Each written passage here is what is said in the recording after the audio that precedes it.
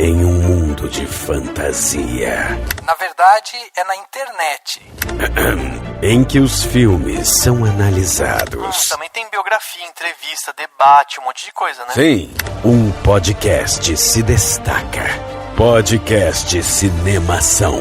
Só no cinemação.com.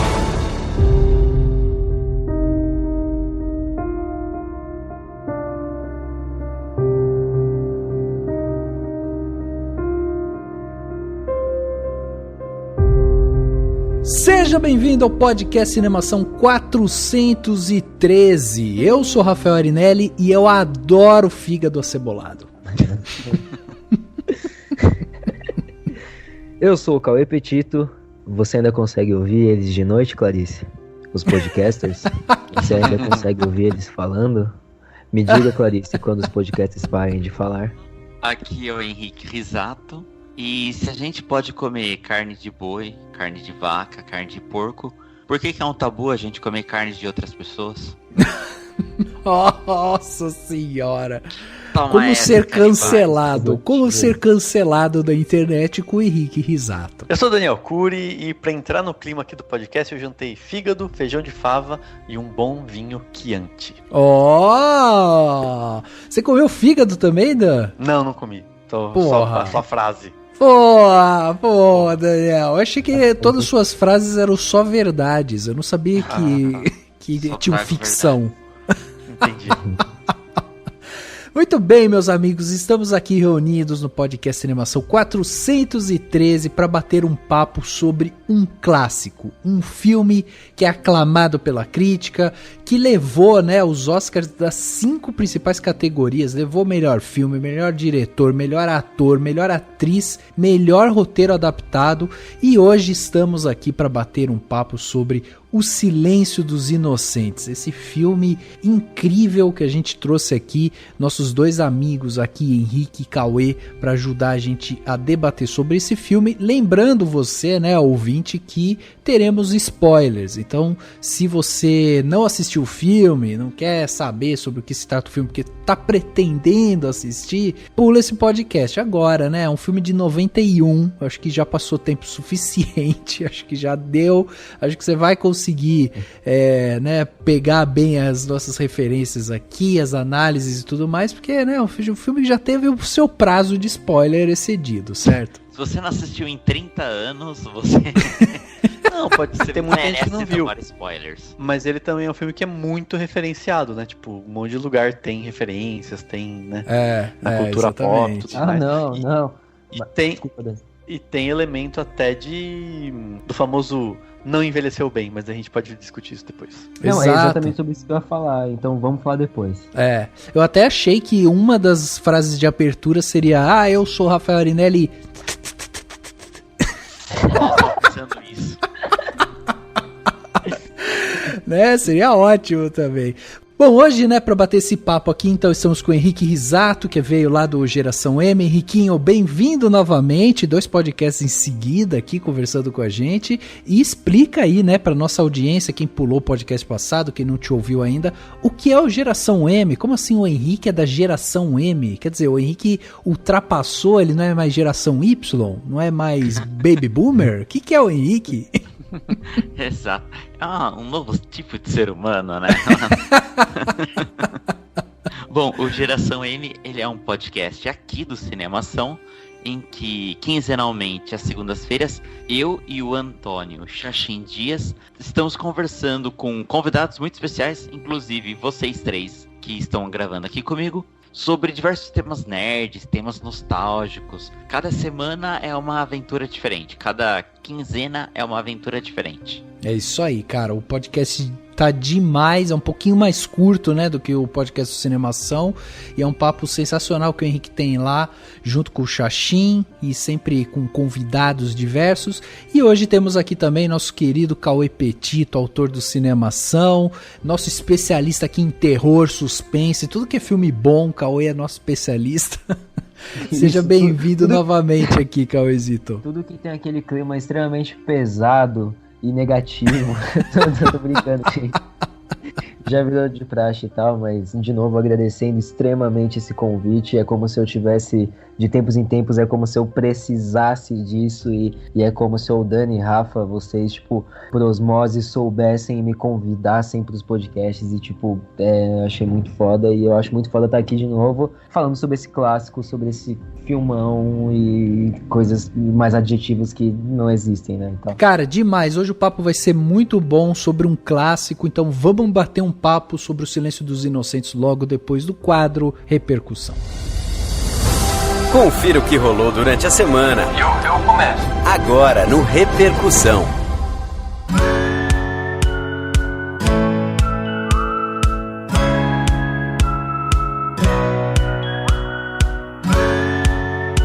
Dia de clássico aqui no Cinemação, e todas as vezes que a gente vai falar de clássico, o que a gente espera? Aquela enxurrada de mensagem de vocês, né? Mensagem falando se o filme é bom, se o filme é ruim, quando que eu assisti ele, se tá na minha lista de favoritos, se não tá, se eu nunca assisti, se eu já assisti. Cara, tem muita coisa pra conversar sobre filmes clássicos. Dá pra problematizar em cima, dá pra conversar sobre muita coisa que eles trouxeram pra gente, né? Dá pra xingar a problematização que a gente faz. Né? Exatamente. Que é pra isso que a gente tá aqui também, né? Pra criar essas problematizações aí. E assim, a gente tá aqui e a gente quer esse comentário. Então, pra você fazer isso, tem duas formas. A primeira é mandar um e-mail pra gente no contato@cinemação.com. É através desse e-mail que você vai digitar aí, vai mandar seu e-mail pra gente, vai chegar aqui pra mim e pro Dani. Rapidamente a gente já separa ele aqui, lê, e você pode estar no próximo podcast sendo lido aqui por nós. Tem também a outra forma, que é entrando no nosso site, o cinemação.com, porque muita gente acompanha o podcast do Cinemação, mas não sabe que o Cinemação tem um site, um portal, e dentro desse portal tem muita coisa bacana. Por exemplo, recentemente saiu um texto muito bom sobre Godzilla vs Kong, né? O Cauê, que está aqui participando hoje do podcast, escreveu.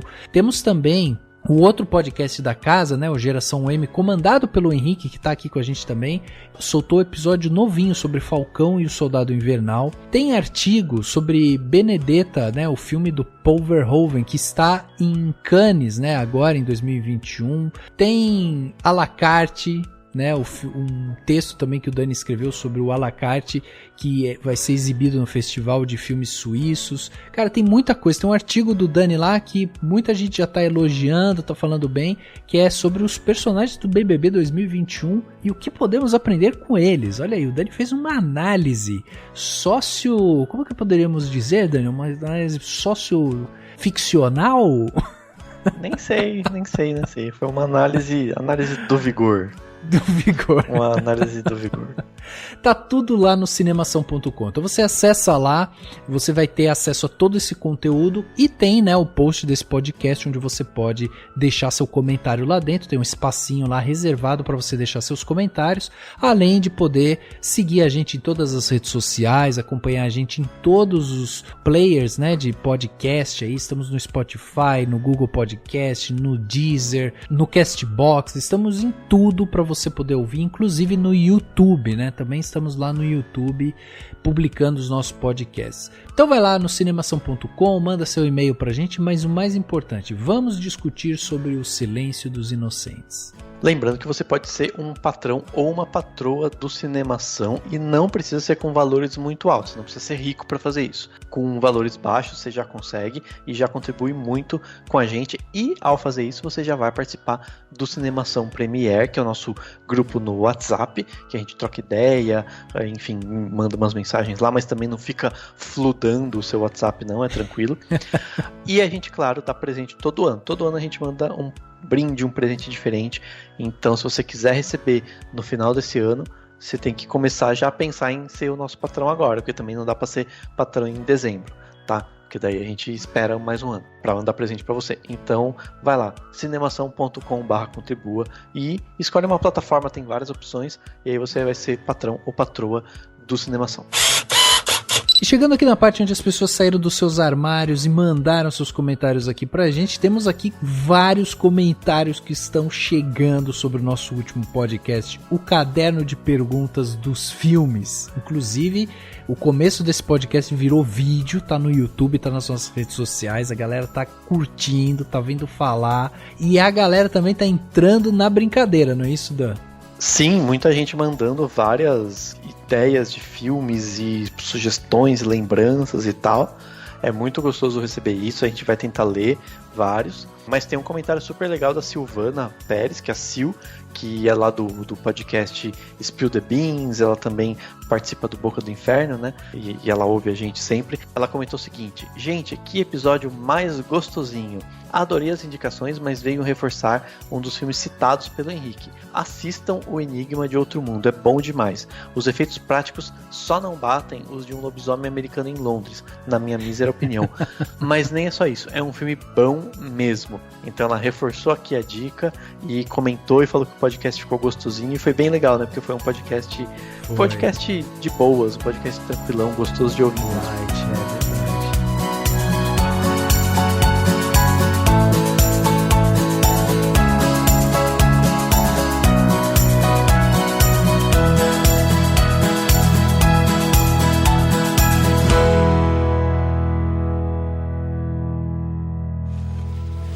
I remember you from my seminar at UVA. You grilled me pretty hard, as I recall, on the Bureau's Civil Rights record in the Hoover years. I gave you an A. A-, sir. Let's see, double major, psych and criminology, graduated in Magna, summer internships at the Reisinger Clinic. It says here, when you graduate, you want to come to work for me in behavioral science. Yes, very much, sir. Very much.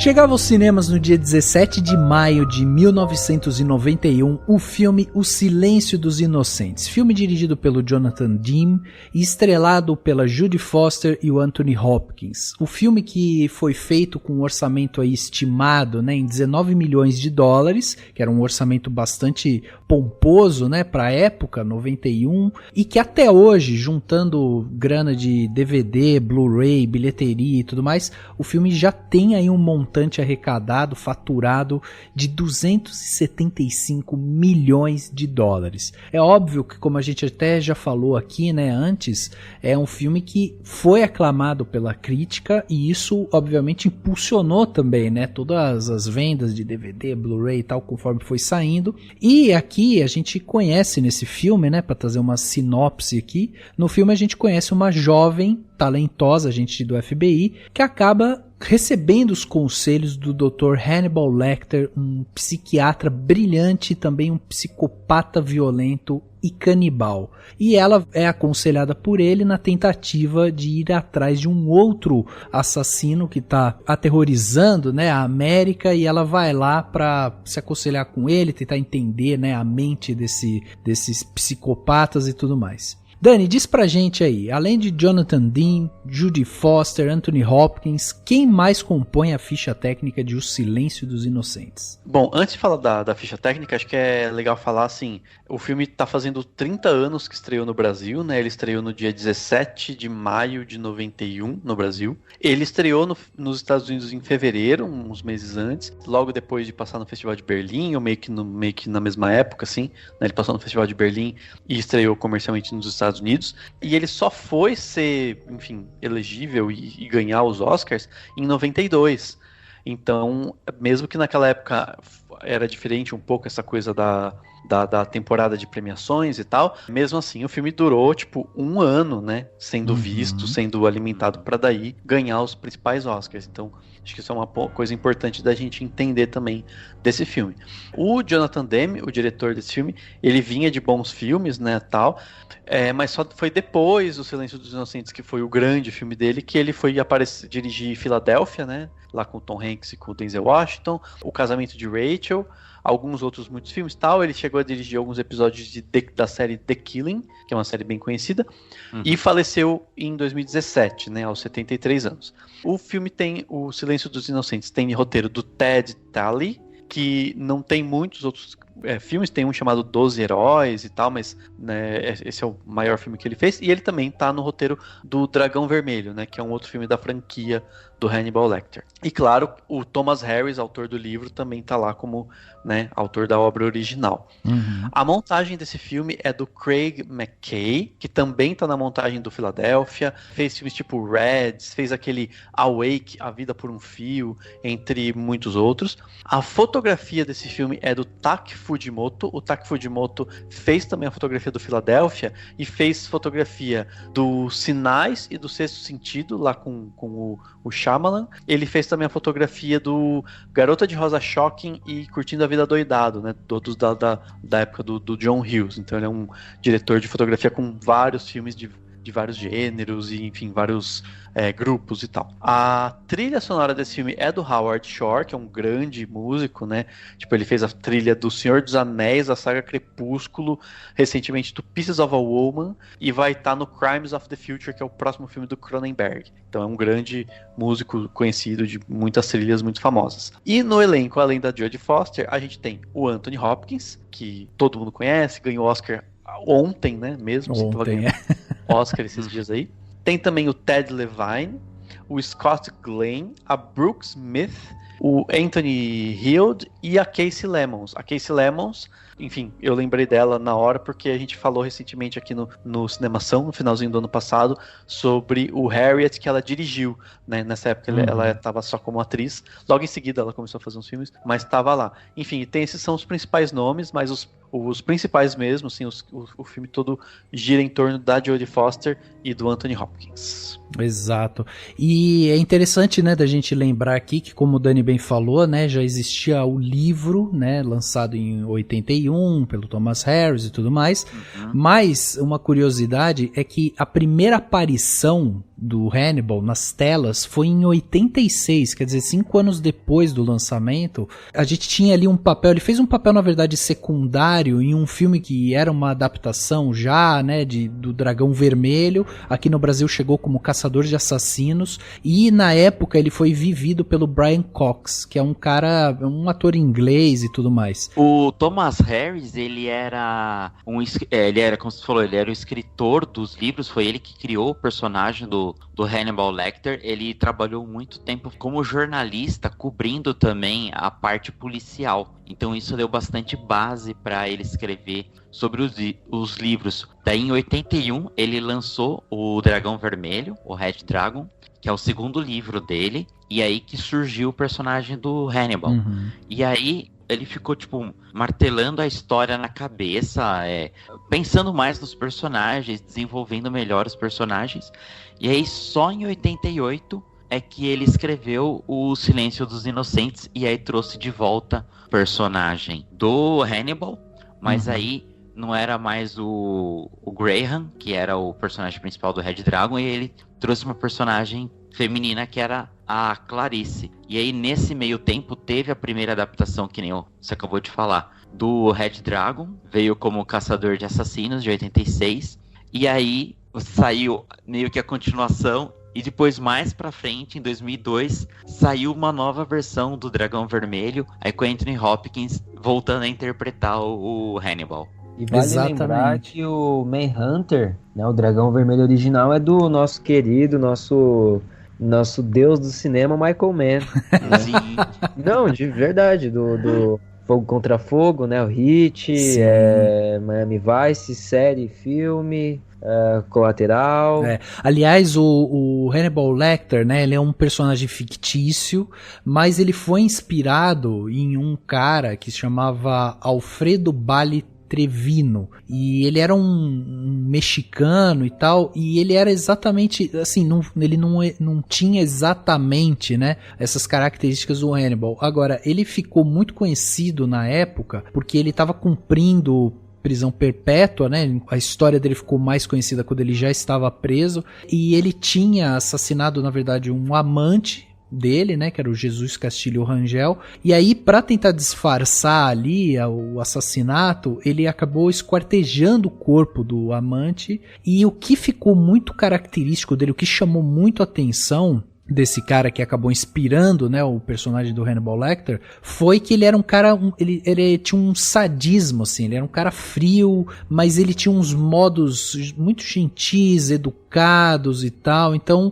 isso que acabou chamando a atenção aí também, né, para daí a criação do personagem, eventualmente do livro. E vale ressaltar também que, até como o Henrique já meio que trouxe aqui pra gente, a gente tem esse filme de 91, que inclusive tá disponível para ser assistido no Telecine, né? Fica fácil também para assistir no streaming. E esse é o primeiro filme de uma trilogia que a gente vê o Anthony Hopkins como Hannibal Lecter, né? Então a gente tem o Hannibal de 2001, que o nome do filme é Hannibal, e aí tem a Julianne Moore, o Gary Oldman, o Ray Liotta, e aliás, no filme do Hannibal de 2001, a Julianne Moore, ela revive a personagem da Clarice, né? Que era a personagem da Judy Foster no filme de 91. Então, interessante, né? Eles trouxeram e o filme vem com essa pegada de que o Hannibal tava meio adormecido e aí ele tava meio isolado e tal, e ele meio que ressurge, assim. Aí em 2002 a gente tem o Dragão Vermelho, que daí chega com o Edward Norton, o Ralph Fiennes,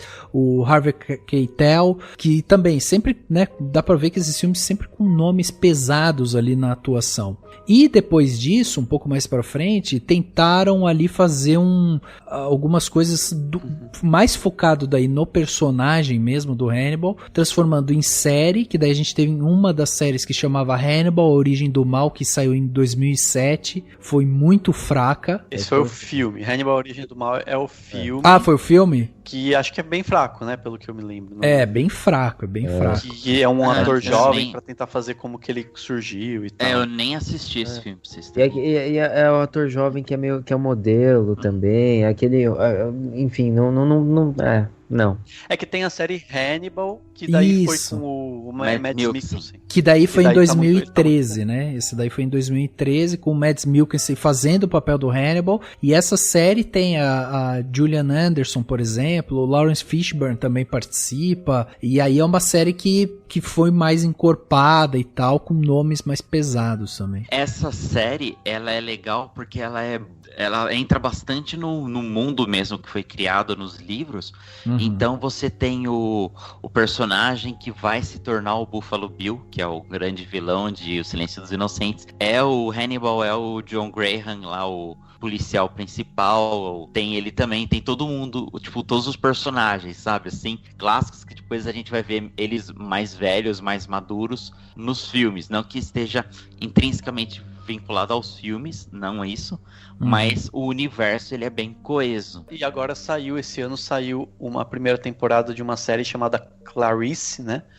Que é da CBS, que visa meio que contar, tipo, um ano depois do primeiro filme, do Silêncio dos Inocentes, que a gente vai discutir aqui, o que aconteceu com ela ficou, tipo, traumática e tal, né, com traumas desse acontecimento.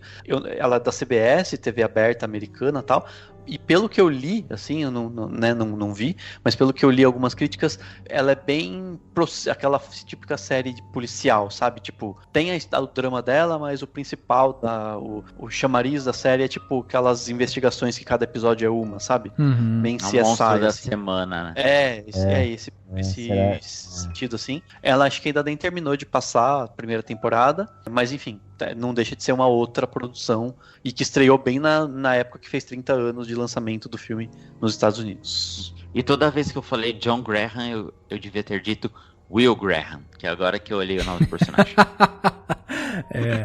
Bom, e aí a gente tem aqui, né, no filme O Silêncio dos Inocentes de 91, a gente já falou que é um filme que na época fez muito barulho, né, a crítica gostou muito e tal, levou Oscar pra casa e tudo mais. Quando eu reassisto esse filme, eu tenho uma grata surpresa, assim, porque fazia muito tempo que eu não assistia, fui reassistir agora, e cara, o filme, ele tem várias camadas de discussão. Isso que me surpreendeu, porque a minha lembrança dele, talvez por ser um filme de 91, eu tinha 6 anos de idade, então nem lembrava direito desse filme, e assisti ele depois mais adolescente e tal, também não lembrava, né, já não analisava o filme dessa forma, mas assim, existe ali toda uma camada assim, muito interessante. A primeira que eu acho que foi a que me chamou a atenção foi assim, o filme começar, né, já apresentando pra gente a personagem da Jodie Foster, a Clarice, e mostrando ela treinando ali e tudo mais,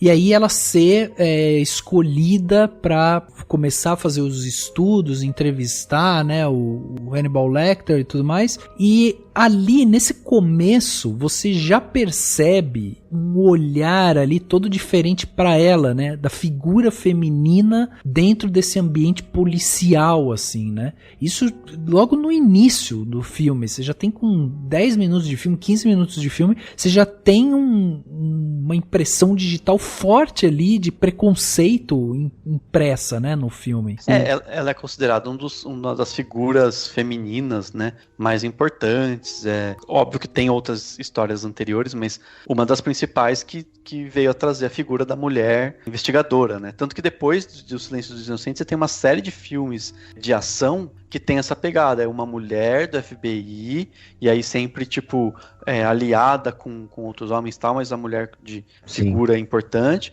E o legal desse filme é que ele mostra isso com imagens de uma forma muito importante, né? Porque tecnicamente o filme é muito maravilhoso mesmo, porque você tem aquela cena dela no elevador, né? Tipo, ela entra toda menina, né? Ela parece uma menina, assim, de magrinha, com uma roupa toda suada do treino, e os caras todos em volta dela. E aí isso vai repetir umas 3 vezes no filme. Ela e um monte de homem em volta, sempre pra mostrar como que ela tá cercada de homens, e aos poucos ela vai sempre ganhando destaque, ganhando poder, né, assim, conseguindo, né, tipo, mandar eles pra fora e tal, questionar por que estão fazendo as coisas sem parecer uma pessoa acuada, né, coisa que ela tá no começo, né. Sim, e é o tipo de filme, como o Dani mesmo falou, é o típico filme, assim, que a gente já vê críticos de cinemas famosos no Brasil e tal, já falam sobre esse filme nos cursos, é o tipo de...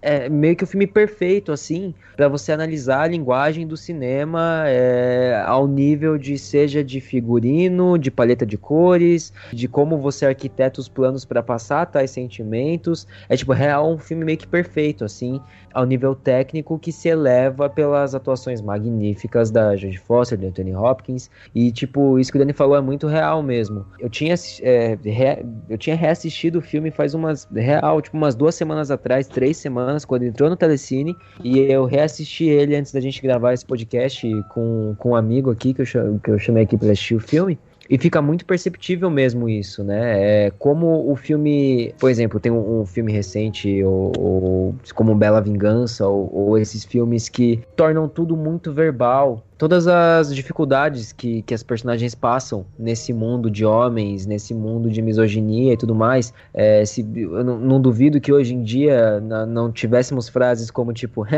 Clarice, você é uma mulher forte, hein? Ou então tipo, mas esse é um mundo de homens, não é mesmo? Não, é um filme que se dá muito nas imagens e como essas imagens transmitem, como o Dani falou, de começo, o quão pequena ela aparece nesse mundo, e a direção do Jonathan Demme, ela se eleva justamente pelas coisas visuais. Todos os figurantes, todos os homens, todo mundo no filme é maior do que ela. Ela é um ser pequeno naquele mundo. E eu até tinha notado aqui justamente sobre isso, que mesmo nas cenas iniciais, quando ela entra para entrevistar o Hannibal Lecter, né, para fazer um interrogatório, que é um interrogatório de mão dupla, né, é mais um interrogatório dele para ela do que dela com ele. Até os guardas da instalação, todos os homens do filme parecem predadores, assim. O filme usa muito a fotografia, né, a visão subjetiva dela, a primeira pessoa, pra ver como ela vê o mundo e o mundo vê ela, que é tipo, todos os homens nesse filme são seres que meio repugnantes, assim, ou que dão em cima dela, não sei, enfim. A primeira cena lá que o Crawford, tipo, entra na sala e olha pra ele, pra ela é bizarro, tipo, ele parece um maníaco que vai agarrar ela na hora, sabe? É O verdade. diretor, tipo, a primeira cena, assim, eu assisti, é bizarro demais, assim. But are you strong enough to point that high-powered perception at yourself?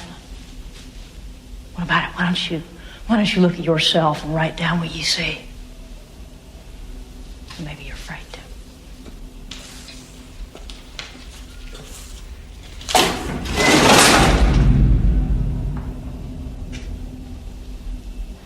A census taker once tried to test me. I ate his liver with some fava beans and a nice Chianti.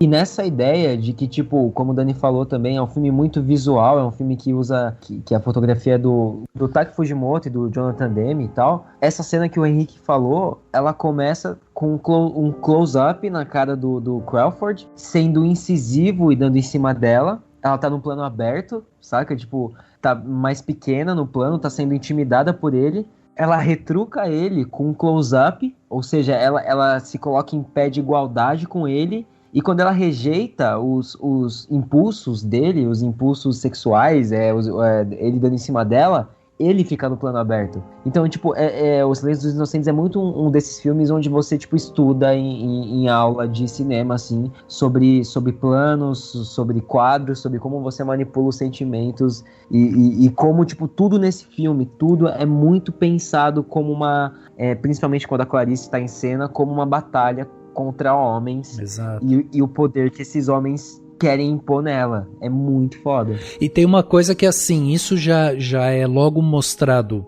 logo no começo, né? Logo tem uma cena ali que quando ela entra no elevador, que só tem ela e um monte de homem ao redor. Ali você já vê justamente essa imposição física, moral, tá tudo ali. Logo de cara, assim, é bem explícito isso. E também existe uma coisa interessante que é justamente a utilização dela como figura feminina para que ela seja a pessoa indicada para entrevistar o Hannibal Lecter. Porque no entendimento do Crawford, ele precisaria mandar ela, que era uma estudante que estava para se formar e tudo mais ali, ele precisaria mandar ela para dar uma quebrada no Hannibal, porque se fosse ele lá, não funcionaria, né? Então, assim, é utilizado a figura dela como mulher e tudo mais para que fosse amenizado esse encontro e tal. Então, assim, novamente, a imposição, né, da figura da mulher ali. Eles falam mais de uma vez que faziam 8 anos que o Hannibal não viu uma mulher. É, exato. Vocês estavam falando, achei que vocês estavam falando do cara, diretor da prisão, certo? Porque não, eu acho que... O que o Cauê estava comentando na primeira cena que eu tinha puxado é o do próprio diretor daquele departamento.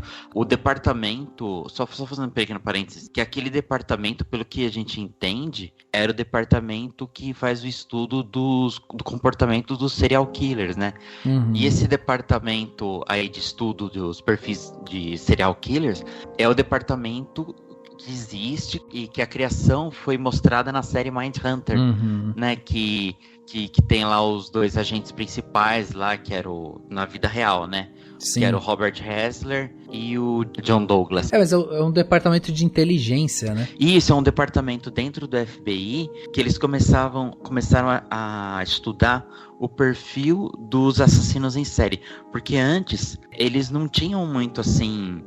Tipo, começava a ter vários assassinatos. Primeiro que nos Estados Unidos as polícias não se conversavam. Então foi muito comum assassinos em série. Matavam na Califórnia, aí eles iam pro Texas, aí eles iam pro Missouri, aí eles iam pro Oklahoma. Sabe assim, eles iam mudando de estados. Sim. Porque a polícia nem sabia que eles eram suspeitos. Não tinha nem o cunho, né, de nome de serial killer. Isso também não existia. Não tinha.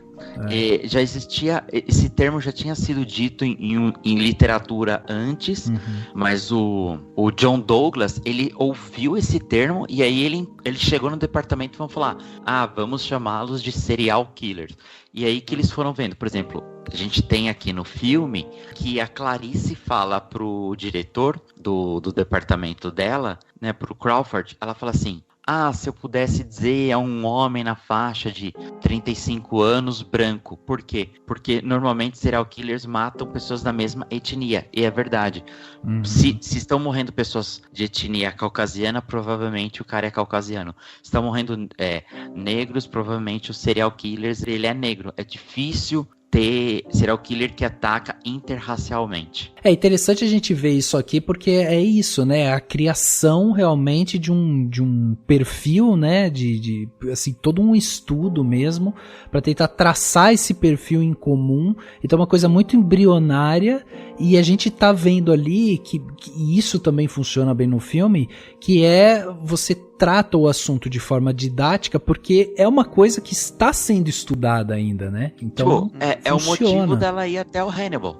Exato. Por que ela vai? Porque ele é um cara que ele vai poder ajudar a gente a descobrir quem que é o tal do Buffalo Bill, porque no começo do filme aparece uma matéria de jornal, Buffalo Bill faz a sua 5ª vítima.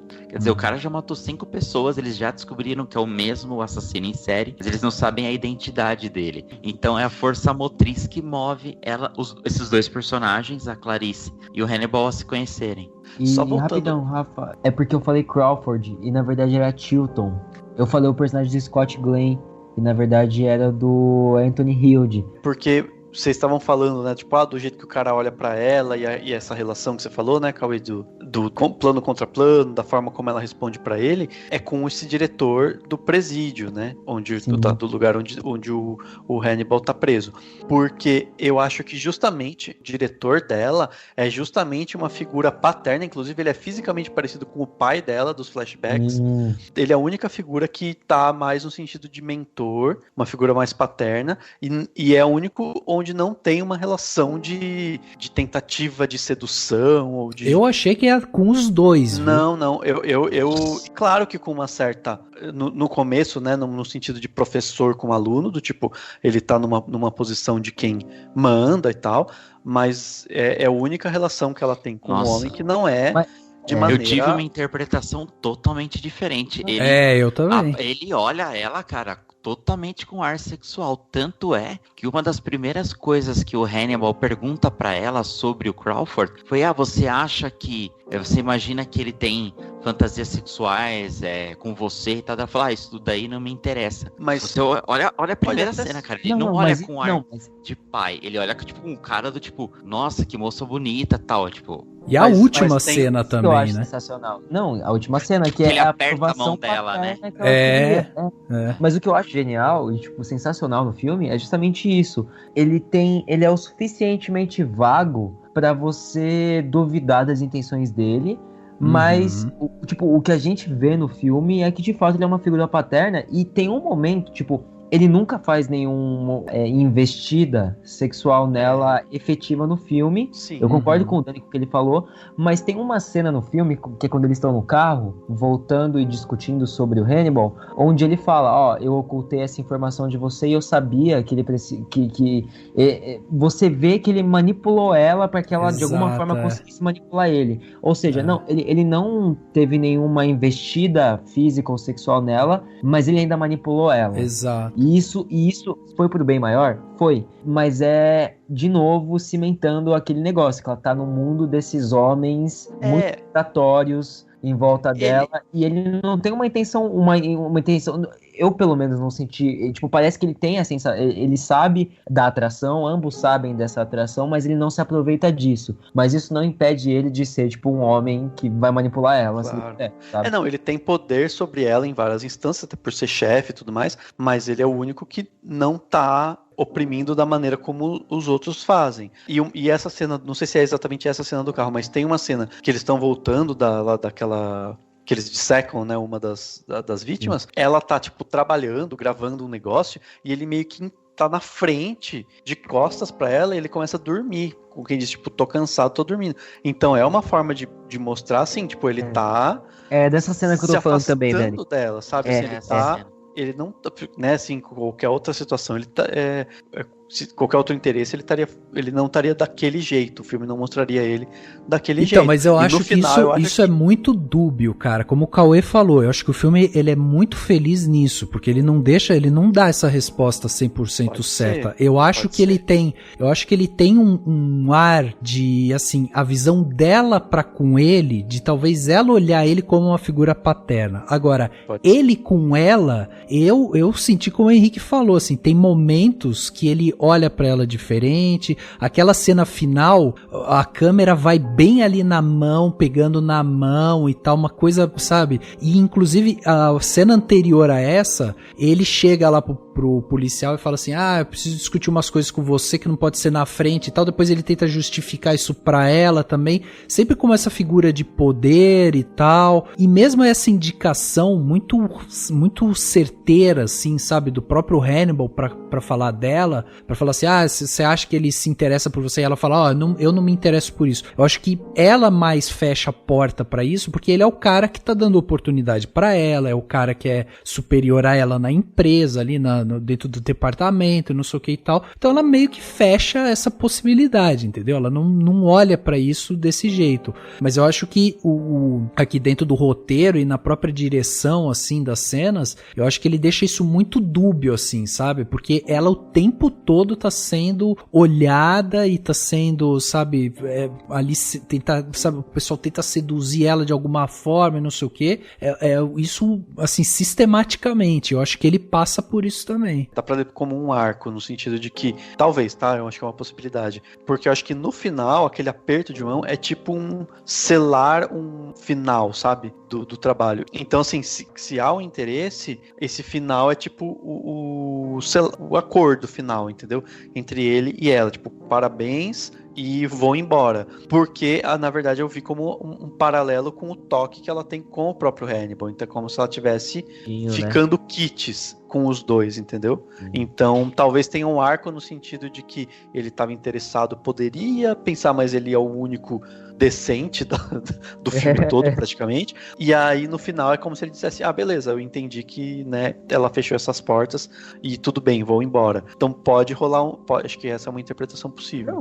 Mas a cena final dele é isso, né? Tipo, ela olha pra ele congratula ela silenciosamente com a cabeça, ele olha pro relógio e sai pela porta. É isso, saca? É absurdo nesse filme o quão predatórios são os homens, mas tipo, absurdo de bom, assim, de tipo, passar a mensagem. Até o historiador, o especialista em insetos e essas coisas, tipo, ele dá em cima dela e tal, ela fala, você tá dando em cima de mim? E ele, tipo, na verdade eu tô dando em cima de você, sabe? Tipo, eu acho que a forma como o filme usa a visão subjetiva, o plano subjetivo dela, revendo o filme, eu, tipo, sou até exagerado, assim, sabe? Mas não de uma forma negativa. É que, tipo, pela visão dela, como ela interpreta, ou como é de fato, enfim, sempre que o filme usa esse plano subjetivo, são os homens ao redor dela encarando-a e, tipo, olhando de uma forma insinuativa ou de uma forma que duvida dela, sabe? Tipo, aquele olhar quase cartunesco, mas intencionalmente cartunesco. A expressão deles, sabe? Tipo, ou você não devia estar aqui, ou tipo, nossa, quero te comer, ou essas coisas, sabe? Muito foda. Senator Martin, Dr. Hannibal Lecter.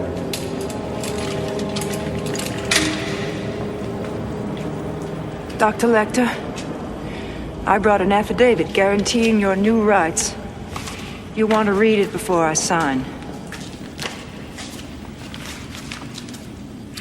I won't waste your time or Catherine's time bargaining for petty privileges. Clarice Starling and that awful Jack Crawford have wasted far too much time already. I only pray they haven't doomed the poor girl. Let me help you now, and I will trust you when it is all over. You have my word, Paul. Buffalo Bill's real name is Louis Friend. I met him just once. He was referred to me in April or May 1980 by my patient Benjamin Raspel. They were lovers, you see. Agora, a gente tem vários momentos, porque daí o filme ter sido centrado justamente nessa figura feminina, de uma certa forma frágil, né, pelo tamanho dela, o biotipo dela, né, magrinha ali e tal, e em vários momentos a gente tem aqui essa brincadeira com a câmera mesmo, de aproximar ela e mostrar o quanto ela cresce também, o quanto ela tem essa independência, e isso parte única e exclusivamente dela, assim. Então, por exemplo, a gente tem aqui o Jonathan Demme, ele faz umas coisas que eu acho muito interessantes. Por exemplo, logo no primeiro encontro dela com Hannibal, ela conversa ali com ele e tal, e aí quando ela tá saindo tem aquela cena, né, que o cara pega e joga lá o negócio nela e tal, blá, blá, e aí o Hannibal grita pra ela, grita chamando ela de volta e tal. Quando ela volta pra falar com Hannibal, a gente tem ali justamente um contra-plongé dos dois. Ela se igualou a ele porque ela, sabe, ela enfrentou a situação e ele tá respeitando ela ali, sabe? Então ela chega assim e ele faz um contra-plongé, joga a câmera lá embaixo, pega os dois grandes ali na frente, o Hannibal passa as instruções pra ela, fala que não vai ficar daquele jeito, não sei o que, papapá, e ela responde ele, e ela sempre firme. Ela só vai desmanchar realmente a hora que ela sai, né? Porque daí quando ela sai, ela desmorona, assim. Mas naquele momento ali, na frente daquelas pessoas ali e tal, ela tá firme, ela tá forte. E ela nem desmorona tanto, Nem né? desmorona tanto, exatamente. Na hora que ela sai, tá vindo 2 guardas trazendo um cara lá com camisa de força da direita, e daí ela vira, daí a câmera dela pega lá de frente, o olho dela tá marejado, mas não tá saindo lágrima. Mesmo assim, ela não chorou. E ela mantém isso, e é óbvio, né, que tipo, com tantas agressões, né, tendo sido subestimada tantas vezes, com tanta frequência, assim, e tal, é óbvio que chega um momento que bate, né, no seu nervoso ali e tal, né, então a gente percebe isso que ela vai criando. E aí ele começa a fazer isso de outras maneiras também, né, o Jonathan Demme, ele vai fazendo essas brincadeiras. Tem uma cena que eu também acho muito emblemática, que é um momento em que, assim, ela começa a desrespeitar todas as regras que passam pra ela, ó, não chega perto do vidro, não pega nada que ele mandar pelo negócio, não faz isso, não faz aquilo, não sei o que, e ela vai criando suas próprias regras pra conversar com ele. E aí tem um determinado momento em que ele coloca a câmera dentro da cela, então naquele momento a visão que você tem dela é do Hannibal, então ele inverte essa questão da primeira pessoa, só que a gente vê o reflexo do Hannibal no espelho, e ele quase que pega a face dela, sabe? Então assim, ela ali, é ela que tá conseguindo entrar na cabeça dele e não o oposto, entende? E ela começa a ter mais força em relação a isso. E há esse jogo, né, o tempo todo deles se provocando, um criando estímulo no outro para que você consiga extrair a informação. E eles meio que vão se mesclando, e essa cena fica muito emblemática também por isso. É tipo, é de fato falar sobre todo o esmero técnico desse filme é tipo absurdo de bom mesmo, assim. Porque entra nessa, tipo, duas formas como o filme usa a montagem, né? A do plano contra plano, das variações para mostrar os diálogos, né? E aí tem também os momentos em que tem a edição te enganando, né? No sentido de cortes quase que imperceptíveis, porque como a gente tá nessa relação, tipo, cortou pro Lecter, cortou pra ela, cortou pro personagem, cortou pro outro, você tá sempre nessa coisa do diálogo, tem o momento em que ela tá indo pro carro, o momento em que ela tá vendo um velório, e a cena clássica e maravilhosa da casa, que você tem a edição te enganando de uma certa forma, né? Quer dizer, ela indo pro carro, de repente corta, você vê que não é bem aquele carro, é outro carro, daí corta, ela é uma menina, corta é o flashback dela, alternando o flashback dela lembrando do pai dela, com ela indo até o carro, simplesmente, né? Ela tá nervosa e tal. Aí tem a cena dela lembrando do velório do pai dela, quando ela vê um velório de uma outra pessoa. Então você tem aquele corte, você acha que ela que tá indo, né, perto do caixão, que tá no mesmo... Não, na verdade aquilo você se dá conta logo depois que é um flashback, né? Sim.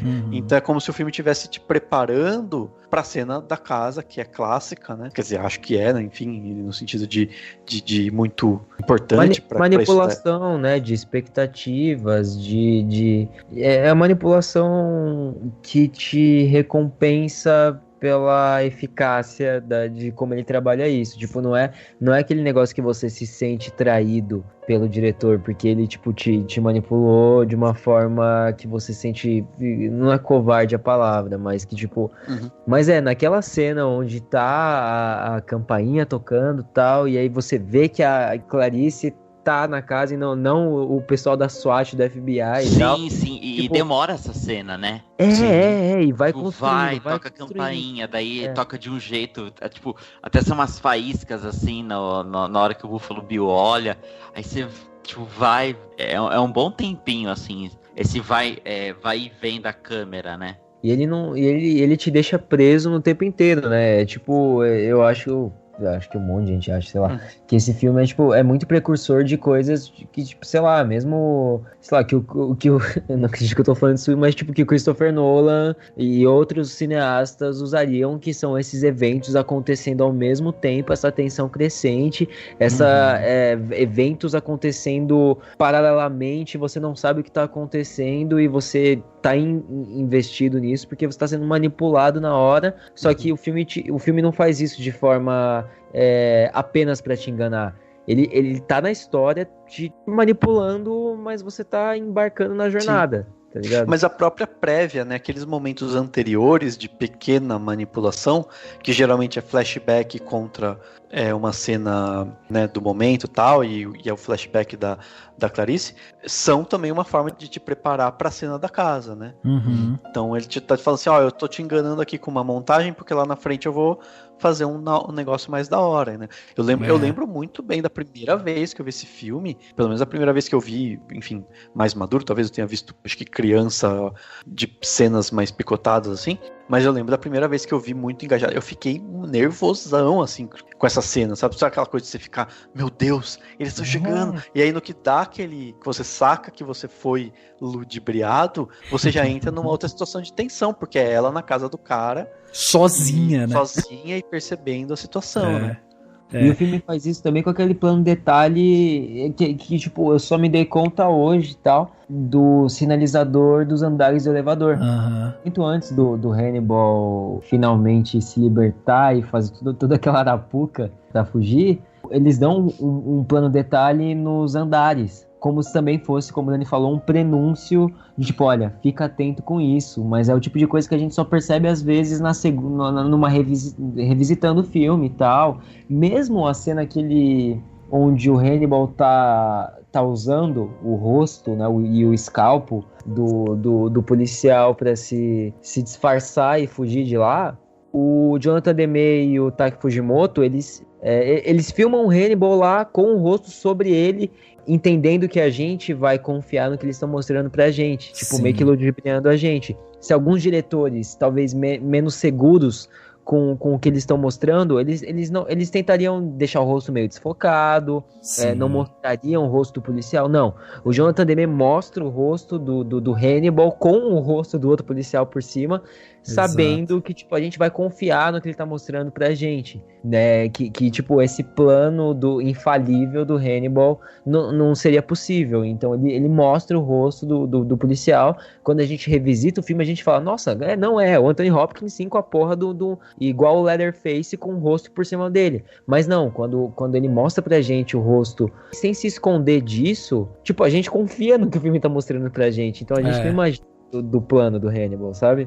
Isso é muito... Aliás, você tá falando desse negócio dessa parte, né, do Hannibal e tudo mais, essa brincadeira, mas eu acho que tem outra coisa aqui interessante também, pegando um pouco disso que você tá falando, que é o seguinte, a gente comentou aqui, né, porque a gente tá falando do filme, a gente tá falando da parte de edição, da parte de direção, a gente falou aqui também da parte, né, de roteiro também, que eles montaram ali, e tudo isso, o filme levou Oscar por isso. E aí a gente tem aqui tanto a Jodie Foster, que levou melhor atriz, como o Anthony Hopkins, que levou melhor ator. Da Jodie Foster a gente já até comentou, né, sobre esse empoderamento que ela vai dando à personagem e também várias nuances ali da interpretação dela, quando ela se sente sozinha, quando ela se sente fragilizada e tudo mais. Então isso a gente já passou por isso. Agora tem uma questão na atuação do Anthony Hopkins que eu só queria destacar também o porquê desse Oscar e tal. Porque quando eu começo a assistir o filme e eu vejo o Anthony Hopkins na pele do Hannibal Lecter ali, e a primeira vez que ele aparece, na hora eu vi ele assim, falei, caraca, que atuação mais quase caricata assim, sabe? Então ele aparece, ele tá parado no centro da cela, ele vem caminhando, fala com ela, ele tem um jeito de falar muito característico assim e tal. E aí, depois, enquanto você vai assistindo o filme, vai vendo o decorrer do filme, o Anthony Hopkins ele vai suavizando isso. Por quê? Se a gente pegar o contexto, né, de quando a gente é apresentado pro personagem, a gente encontra o personagem, ele tá preso naquela cela faz 8 anos, nunca mais tinha visto mulher nenhuma na sua frente, e ele tá ali meio desconfortável com tudo aquilo.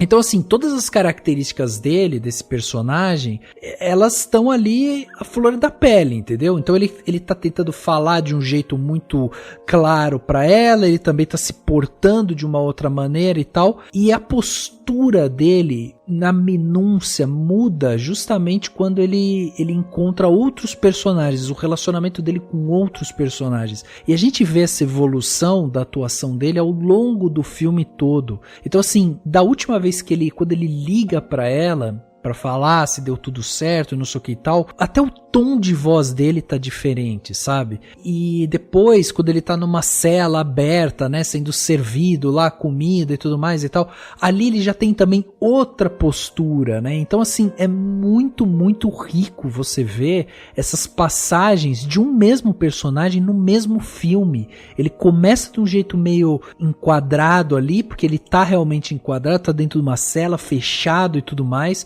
tá sendo confrontado por uma mulher, ele tá desconfortável com aquela situação, e com o passar do tempo, o personagem vai tomando a situação pra ele, e ele vai tomando conta de tudo aquilo. E aí, dali pra frente, ele vai sozinho, entendeu? Tem uma parte importante, que é quando o diretor da prisão, né, o Chilton, tá lá deitado na cama dele.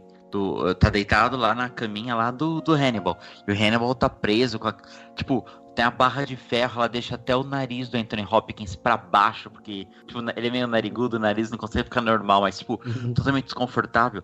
E a partir desse momento, ele esquece a tampa, a caneta de prateada dele lá. E aí a cena já vai pro Hannibal, viajou pra outro estado pra falar com a senadora, mãe da mocinha que tava sequestrada pelo Buffalo Bill. E a partir desse momento, ele já tá com a caneta. Então ele já sabe que é questão de tempo pra ele escapar. Então eu acho que é uma das coisas que muda a postura, né, do personagem / ator, né, da atuação. Porque o personagem já sabia que ia poder escapar a qualquer momento, ele já tinha uma arma, né? Isso que o Rafa falou foi muito foda também, porque eu senti a mesma coisa, assim, quando eu revisitei o filme, existiu em mim a sensação de, tipo, nossa, parece até que, tipo, a performance do Anthony Hopkins tá mais caricata do que eu me lembrava, ou alguma coisa do tipo, mas eu acho que é isso que esses papéis icônicos trazem pra gente, do tipo, se a gente vê o Coringa do Heath Ledger hoje em dia, a gente fica, tipo... Porque eu tive essa impressão quando eu reassisti o filme também recentemente, eu ficava tipo, nossa, parece que a performance dele tá mais caricata ou algo do tipo, mas eu acho que esse é o típico, são as performances icônicas que uma vez que elas são inseridas na cultura pop, uma vez que a gente tá constantemente consumindo paródias e coisas que emulam elas, pode perder a força que elas tinham inicialmente, mas ainda tá lá. Ainda tá lá a força dela. Ela é original, né? Ela é original e o outro é subproduto. Exato, a gente que foi alimentado demais com as paródias, tipo, só é icônico por um motivo, né? Porra, a gente vê essas máscaras, a gente vê essas emulações dessas performances icônicas, tipo, sei lá, seja o Heath Ledger, seja o Hannibal, que quando a gente reassiste o filme, elas parecem que ficam até mais caricatas, quando na verdade não, né? São só... E é isso, tipo, ele começa como essa figura cheia de manias, cheia de tiques, né? Cheia dessas coisas muito caracterizáveis e identificáveis, e vai se despindo e se tornando mais humano ao ponto que a gente, em determinado momento, fica tipo, caramba, até que o Hannibal, ele foi legal com a Clarice, o Chilton merece o destino que ele vai ter, então tá tudo bem, sabe? A gente quase sente, não é empatia, mas a gente simpatiza com o personagem de tão foda que é a performance dele, né? Precious?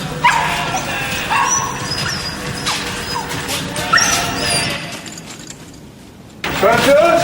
Down here, you sack of shit!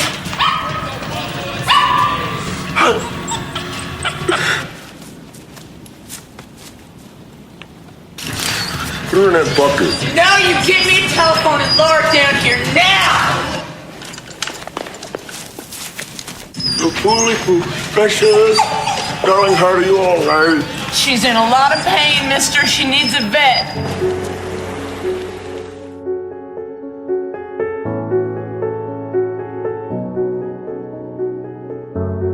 É interessante que o grande vilão do filme era pra ser o Buffalo Bill, mas a gente presta muito mais atenção no Hannibal, um personagem muito mais interessante. E o Buffalo Bill, né, esse personagem, ele foi inspirado em alguns outros serial killers que existiram realmente.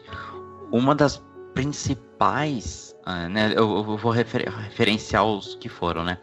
O principal, sem dúvida, foi um serial killer chamado Ed Gein. Na verdade, ele só matou 2 pessoas, mas ele ia, até o cemitério e pegava corpos de mulheres, porque ele tinha um relacionamento com a mãe dele, e a mãe dele morreu, ele ficou sentindo falta, e aí ele ia lá, pegava o corpo das mulheres e cortava a pele. Ele chegou a fazer um monte de mobílias com as peles, com parte de corpo de pessoas, e ele criou uma roupa de mulher com seios e tudo, e é muito do que o Buffalo Bill faz. Esse Ed Gein, ele também foi inspiração para o massacre da Serra Elétrica. E outra coisa muito interessante, até a gente estava discutindo esses tempos que a gente falou sobre o filme do Ted Bundy, tinha o filme e teve o documentário, né, nos podcasts atrás.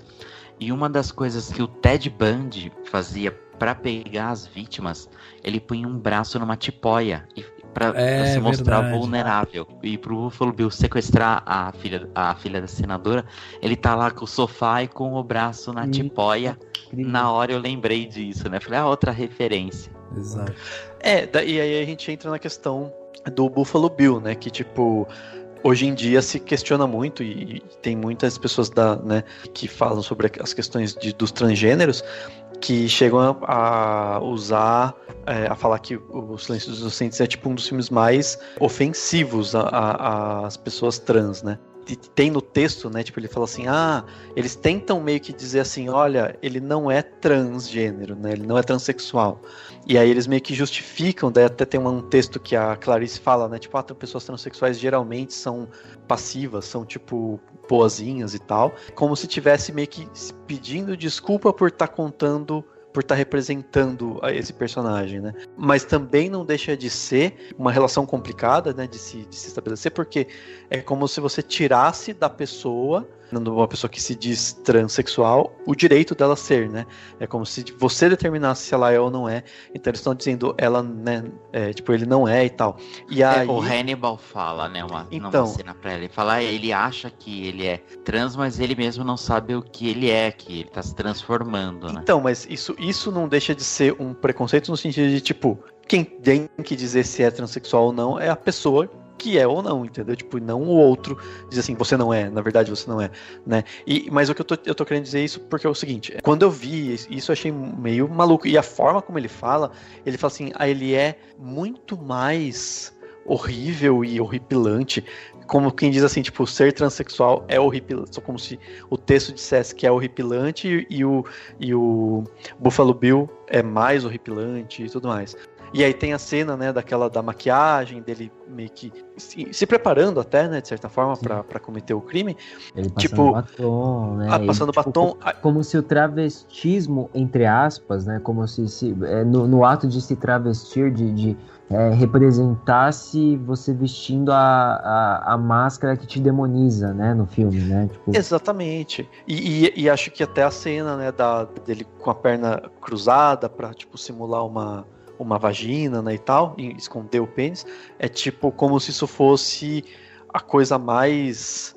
tipo, doentia, você modificando o seu corpo e tal. Sim, não, exatamente. Mas eu acho que é a característica da psicopatia dele, né? Não quer dizer que transexual é psicopata, mas ele...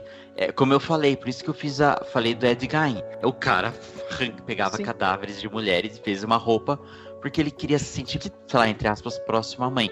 Ele o Psicose também é baseado nele. Exatamente, que remete à Psicose, e o Psicose tem essa questão, e também é considerado por muita gente como um precursor do preconceito contra o que seria o travestismo barra a pessoas, né, trans, embora no Psicose não seja mesmo, porque na verdade ele acredita que é a própria mãe, né, tipo, ele acredita que a mãe tá nele, que é outra coisa, mas é uma problematização. E aí a questão que eu quero colocar é a seguinte: muita gente vai problematizar, e eu acho que é justo problematizar, é discutível, é complexo, mas o fato é que muita gente, tipo, pode se sentir ofendida pelo texto do filme e pela forma como ele mostra, e eu acho que é preciso que a gente desconstrua, porque daí entra nessa questão que se discute em literatura, todos os tipos de cinema, relacionado ao racismo, no caso aqui transfobia e várias outras coisas, que são esses elementos de produções, enfim, de tempos atrás, que quando a gente coloca na perspectiva atual, a gente consegue questionar e entender esses problemas de uma forma melhor, porque a gente já discutiu isso como sociedade. Mas o que é interessante é isso: você não precisa abdicar da qualidade técnica e da importância do filme e enfim, do quanto o filme quando é perfeito tecnicamente, você não precisa perder tudo isso, desde que você coloque isso em perspectiva, entendeu? É tipo quando você lê um livro antigo que esse livro é racista, e aí você fala assim, tá, vamos discutir isso, falar sobre isso. Ressignificar mesmo. Ressignificar essas questões e continuar vendo e tudo mais, entendeu? Sim. Porque tanto que na série que tá passando na CBS, o Clarice, tem atrizes trans participando, né, da série, e uma dessas atrizes é tipo uma conselheira, sabe? Ela serve como de consultoria para a série. Eu não sei se a série está tratando dessa questão, talvez esteja, e também justamente como uma forma da franquia como um todo meio que retratar de alguma maneira, né, se retratar mesmo ao longo do tempo. Então eu acho que isso é importante para colocar em discussão, entendeu? Pra gente pontuar isso. Toda a problematização, ela é válida justamente por isso, pra gente tentar entender onde que estavam as falhas ali, né, do que transformou realmente a nossa sociedade nessa coisa doente que a gente vê hoje e tudo mais. Agora, é óbvio que aqui também vale até a pena, se você conhece, né, pessoas trans e tal, também conversar com elas. Qual que é a sua visão em relação ao filme? O que você sente em relação àquilo? Eu acho isso bem interessante. Tem uma questão aqui que o Cauê estava falando sobre a humanização e tudo mais, né, do personagem, que tem até um momento em que a gente tá vendo o Hannibal ali e a gente fica... Não é que surja uma empatia, mas a gente fala, pô, o cara, né, tá ajudando ela e tal. E isso também eu acho muito interessante, porque tem um momento realmente que a gente vai conhecendo o Hannibal ali, e até o psiquiatra lá do hospital chega pra ela e fala assim, vou te mostrar uma foto do que ele fez com esse enfermeiro e tal, e mostra pra ela. A gente não vê essa foto. Uma enfermeira, né? Mulher. Uma enfermeira, Então, assim, ele começa o filme tentando suavizar um pouco a imagem do Hannibal. O Hannibal faz essa menção dizendo que o Billy pode ser muito mais monstruoso e não sei o que, tal. Só que daí, quando você tá se acostumando com aquela imagem de quem é o Hannibal, aí ele sai por sua sede de sangue ali naquela cena, né, quando ele tá dentro da prisão, que ele mata os 2 policiais, e aí ele coloca o corpo, né, de uma forma até fazendo um um arco ali, parece um anjo e tal, mas com as vísceras da pessoa e tudo mais. E ele tá deitado com o pedaço do rosto do cara e tal. Ali, ele enfia na sua cara e fala assim, ó, tudo que esse cara falou, ele também tava manipulando você público, sabe?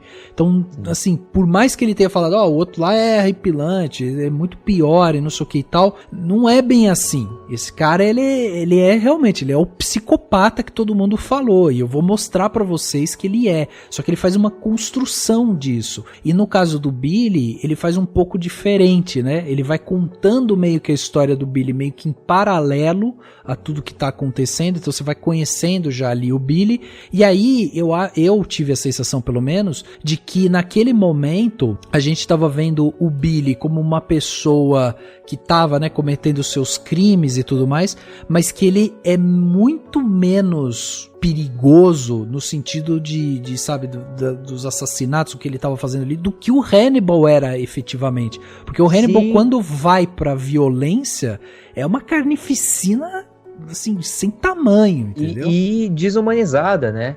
Filho da mãe tá matando os policiais, mas é como se fosse um momento de menos emoção que ele demonstra no filme, assim. É quase como se ele tivesse sem sentindo emoção nenhuma com o que ele tá fazendo. E é tipo isso, você vê o ele fica com o olhar vazio, né? Batendo com o cacete. Tanto é que não mostra o cara apanhando, só mostra, a câmera fica parada, só no Anthony Hopkins e ele fazendo com o braço pra cima e pra baixo com o cacetete. Exato, e é assim que se ganha o Oscar de melhor ator, sabe? Tipo, é um trabalho conjunto. Não é um trabalho conjunto, é tipo, o diretor saber que é melhor você focar na expressão do filho da mãe enquanto ele acaba com o cara, do que você mostrar, tipo, a carnificina que tá acontecendo. E aí, tipo, é isso, você vê o Buffalo Bill, tipo, por isso que eu discordo muito, tipo, e é foda falar isso, porque como o Dani falou, só quem sente se é ofensivo ou não é a pessoa que tá caracterizada na minoria ou no lugar de opressão e tal. Mas aí eu até separei aquela frase do Rick Gervais, tá, do comediante, que é tipo, não é porque você tá ofendido que você tá certo, sabe? É tipo, ele fala, algumas pessoas se ofendem por causa de gays, algumas pessoas se ofendem por ateísmo. É tipo, é isso, é tipo, acho que é sobre ler o filme e o que o filme quer passar. Porque existe o narrador não confiável, existe esse tipo de coisa, e a gente tá vendo um serial killer, um psicopata e uma garota que tem um monte de problemas não resolvidos falarem sobre transexualidade ou travestismo e essas coisas, e ela não é a narradora do filme. A mensagem que o filme não tá usando isso pra pregar algum tipo de mensagem sobre isso. O Rafa falou, né, tem esse jogo que você se sente, você fala, ou talvez esse Hannibal, ele não... E, tipo, a prova disso é que o filme termina com a pessoa vilanizada do filme, que é o Chilton. Você termina com ele, né, que foi retratado no filme inteiro com as piores características de um ser humano, né, o egocentrismo, o narcisismo, a necessidade de, tipo, a escrotidão dele. Termina com o Hannibal, tipo, falando, eu tenho que visitar um amigo e indo atrás do Chilton. Ou seja, a gente que acompanhou... Ele fala, eu tô indo jantar com um amigo, pior é isso. Isso. Tipo, o filme tem consciência de que como a gente tá extremamente apegado com a Clarice, com a jornada dela, e sabendo do quão escroto o Chilton foi, ver o Hannibal indo atrás dele é uma como se a gente se sentisse um sentimento de justiça, como se a gente se sentisse vingado. Ele pega um psicopata... Ele subverte o lance de quem é o criminoso, que é exatamente. Porque é isso, a gente como audiência, mesmo que a gente saiba que o Hannibal é um psicopata extremamente meticuloso, a gente se sente vingado porque ele tá indo atrás de alguma pessoa que no filme parece ser pior do que ele. Tá ligado? Ele, tipo, o filme ele tenta recompensar a gente com isso. Isso já é outra discussão. Mas, tipo, o que tá no filme, a justiça que o filme faz e como ele vê o Buffalo Bill, é tipo isso, a gente vê ele chorando pelo cachorro dele, que é uma coisa totalmente, quase que empática mesmo, sabe? A gente vê uma criatura extremamente repulsiva falando, tipo, não, solta o meu cachorro, não machuca ele. Então é tipo isso, eu não acho que o filme, tipo, ele não torna a mania, a psicopatia do Buffalo Bill como algo cartunesco, caricato, como se ele fosse, como se o transexualismo e e não querendo usar essa palavra de forma errônea, tá ligado? Mas como se... Porque eu acredito que a condição dele, no caso, seja um travestismo mesmo. Ele não trata isso como algo unidimensional. Não, ele mostra momentos de humanidade, de vulnerabilidade do personagem, por isso que é tão rico. E por isso que eu acho tão injusto com o filme, claro, você pegar uma pauta de fora dele e trazer pra ele, sabe? É. Don't forget your phone call.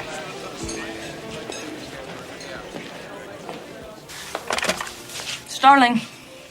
Well, Clarice, have the lambs stopped screaming? Dr. Lecter. Don't bother with the trace. I won't be on long enough. Where are you, Dr. Lecter? I have no plans to call on you, Clarice. The world's more interesting with you in it. So you take care now to extend me the same courtesy. You know I can't make that promise. I do wish we could chat longer, but I'm having an old friend for dinner. Bye. Dr. Lecter. Dr. Lecter. Dr. Lecter. Dr. Lecter.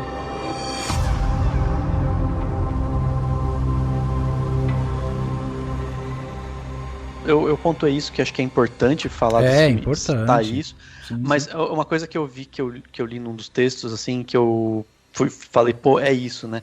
É tipo assim, a pessoa fala, pessoas trans e travestis nunca são representadas, ou dificilmente são representadas nos cinemas, e quando são como esses tropes, né? Tipo, que fala, tem muitos filmes de horror e de thrillers e tal, que tem o trope da figura de um homem, daí algo travestido ou trans, entendeu? Sempre como alguém que engana, que sabe que não é confiável e tal. Isso é uma coisa que se repete muito na cultura pop. Que mesmo 30 anos atrás tinha bastante disso? Tinha. Eu sinceramente não consigo lembrar de muitos. Não, algumas em filmes mais de terror, principalmente, sabe? Tem alguns tropes assim. Não tanto, mas a questão não tinha representatividade, entendeu? Tipo, você não via tantas personagens, atrizes trans ou homens trans ou enfim, personagens transgêneros, enfim, nos filmes, né? E daí a pessoa no artigo falava assim, se você nunca vê, quando vê, é um assassino, é uma pessoa completamente desequilibrada, maluca, que mata as pessoas e tal. Então, daí que eu falei, pô, tá aí, o problema, na verdade, é na falta de representatividade. Porque se você tem, e hoje em dia a gente tem muito mais, né? Você tem séries com atrizes trans, você tem personagens trans sendo representados de uma forma, sabe assim, né, desde, sei lá, do Orange is the New Black, Pose, né, de séries, filmes em geral, assim, o Sense8, no caso, né, que inclusive é dirigido, né, por diretoras transgêneros.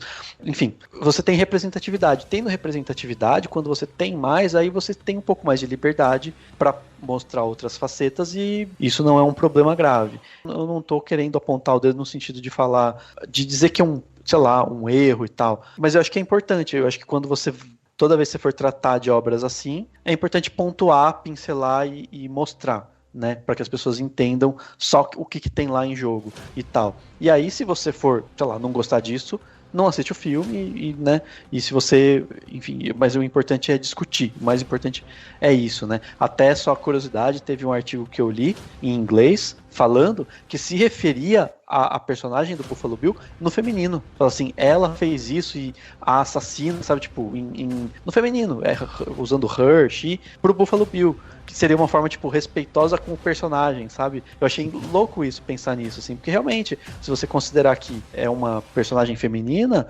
então trate, eu só tô pontuando mesmo. pra gente entender o debate, assim, não acho que tem que ter, não quero trazer nem resposta, nem demonizar, muito pelo contrário, acho que o filme é muito maravilhoso e tal. Tem um vídeo da Lindsay Ellis, né, que é uma americana que faz vídeos longuíssimos com análises super complexas no YouTube. Ela fala, o grande problema, qual que é o problema desse filme, O Silêncio dos Inocentes? É que ele é um dos melhores filmes já feitos. A gente precisa parar de fazer filme bom, ela falou. Mas ela fala de um jeito irônico, com quem diz, tipo, ele é muito bom, então ele não vai ser esquecido. E aí o que ele tem de problema ou de questão que precisa ser lembrada, precisa ser lembrada. Você precisa falar com essa pincelada e tal. Enfim, por isso que eu apresentei, eu acho que... Mas é isso, tudo que vocês estão falando é muito maravilhoso, porque dá pra ler desse jeito, ele tem essa leitura possível, e a maneira como ele mostra, né, o andar do Hannibal, do Buffalo Bill e dos personagens, são formas de você ir, de ver as camadas, né, os tons de cinza, que não sejam só as características muito superficiais dos personagens, pelo contrário, você amplifica muito com pequenos elementos e o filme consegue mostrar tudo isso com imagem e com os diálogos e tal. Caralho, isso fez muito até tipo, quero até me desculpar aqui se eu fui muito incisivo na minha opinião sobre a questão do Buffalo Bill, porque de fato é isso que você falou, Dani. E tipo, ainda existe em mim aquele negócio de que tipo, todo mundo tem seus gatilhos, seja minoria, as pessoas, tipo, tem pessoas que, sei lá, não podem ver Marley e eu porque o cachorro morre e o cachorro dela morreu, tá ligado? Ela se sente de alguma forma atingida por isso. Mas acho que, como você falou, a gente tá falando sobre questões muito mais em pauta e que deveriam estar em pauta já há muito tempo no momento e que, como você falou, não são coisas que a gente, principalmente nós aqui, nós 4 homens aqui vamos conseguir, eu digo, CIS, essas questões todas, sem querer parecer um ignorante, né? Vamos conseguir chegar numa conclusão, mas é importante que, tipo, sei lá, por exemplo, exista esse podcast como um questionamento para quem tá ouvindo pensar nesses assuntos e quais são as linhas entre, tipo, isso que você falou, e isso é muito foda mesmo, de tipo, é um filme incrível, é um ótimo filme que retrata o transgênero de uma forma que pode servir de gatilho e que pode cutucar várias pessoas de uma forma incômoda, né? Concordo, é bem isso mesmo. E rapidinho, uma coisa que a gente não mencionou, a trilha do Howard Shore, foi só nessa, sei lá, nessa revisita, tipo, eu revisitei o filme agora e tipo, me lembrou muito a trilha do Seven, e foi ele que compôs a trilha do Seven também, né? Do Sete Filhos Capitais. Então, e tipo, pra mim fez muito sentido, assim, porque é uma trilha que é muito predominante no filme, só que ela não dita o tom emocional da cena. Então, é uma trilha que ela é até constante no filme e serve pra, tipo, ir construindo tensão, tipo, uma melodia, não é a parte, mas te coloca na cena.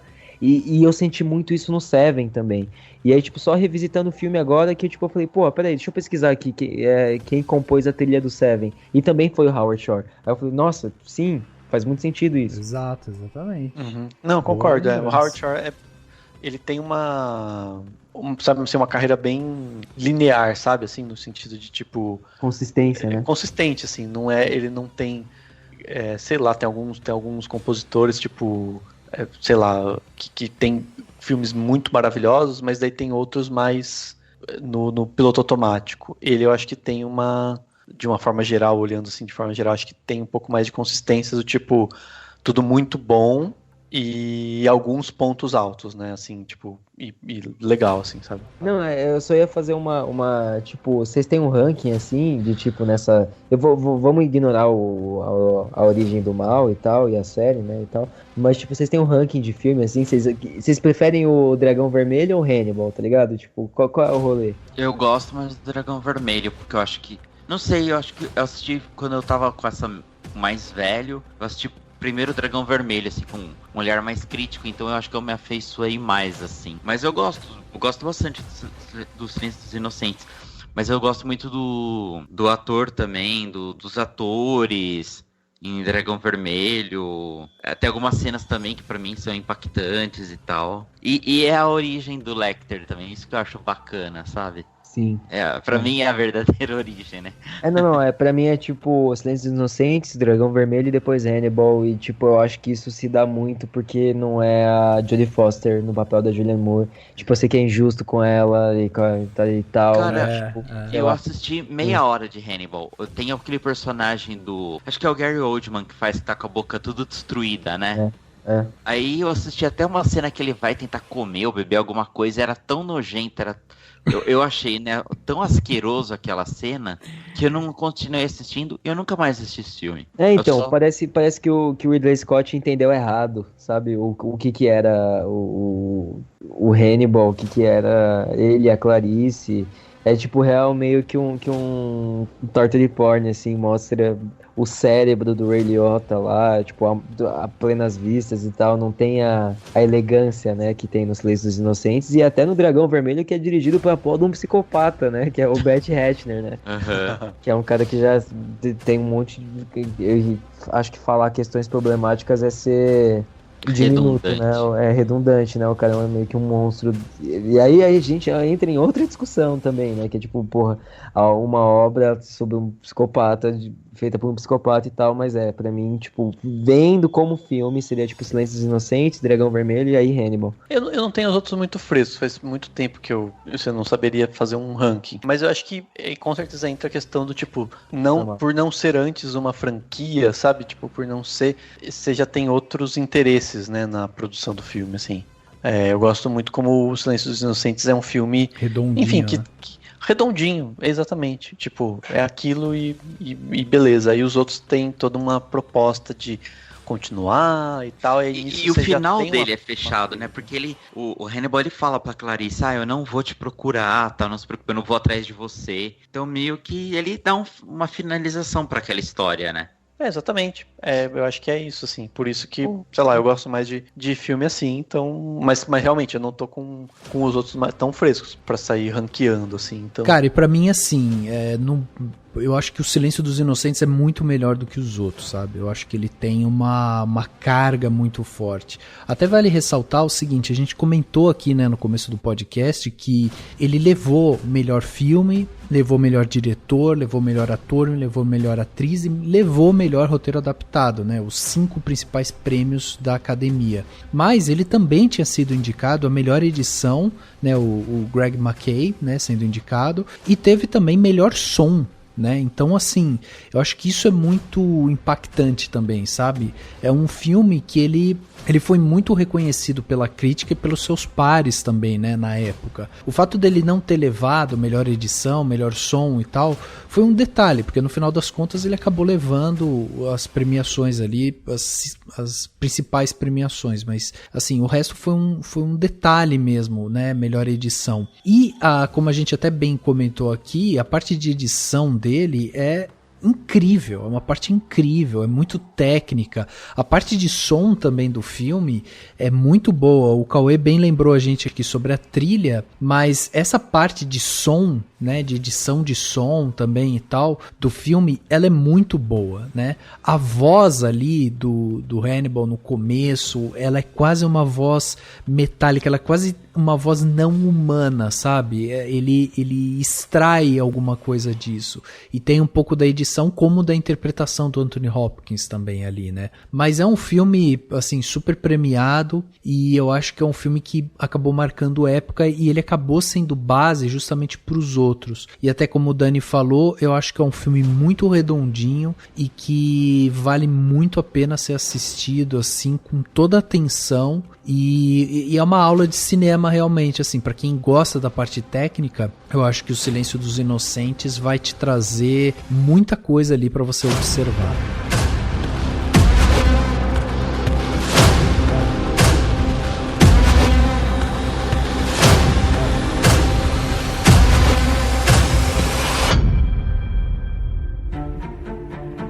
Dicas para a sua semana? No Plano Detalhe.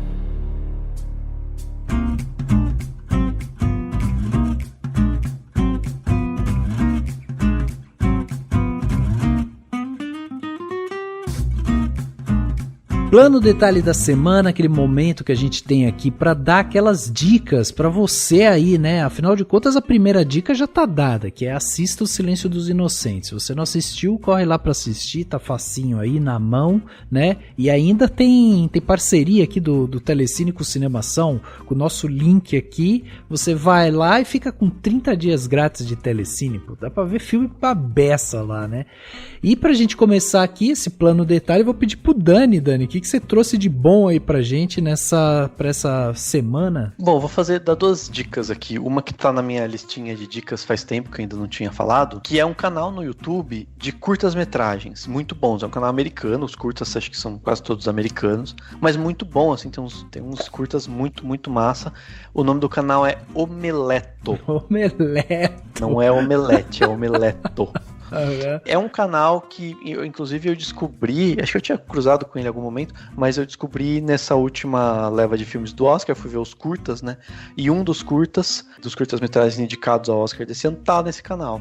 E aí eu fui ver, ele é basicamente isso, é um canal de curtas-metragens, de vários É brasileiro ou não? Não, é americano. Tá. Americano. Aliás, quase tudo é americano. Tem um curta de Volta no Tempo que eu achei demais, que eu vi. Peraí, é um garoto com o avô dele? Não, tipo, é um cara com o irmão dele é bombeiro e morre, né? E aí esse cara tá tipo ele descobriu um jeito de fazer tipo um Groundhog Day, né? Um dia da marmota, tipo, ficar voltando um período só, pra tentar salvar o irmão, entendeu? E aí tem todo uma trama sobre nesse vai e vem, que é sempre as mesmas coisas acontecendo. E o cara passando por essa trajetória de tentar salvar o irmão dele. Mas tem muitos outros curtas muito legais mesmo, de altíssimas produções, que acho que provavelmente são produções da galera que tá lá nessa região dos Estados Unidos, Hollywood, produzindo coisas de alto nível, que em algum momento o curta vai parar, né, esse canal adquire para exibir, né, para deixar lá. Então é um canal que vale muito a pena.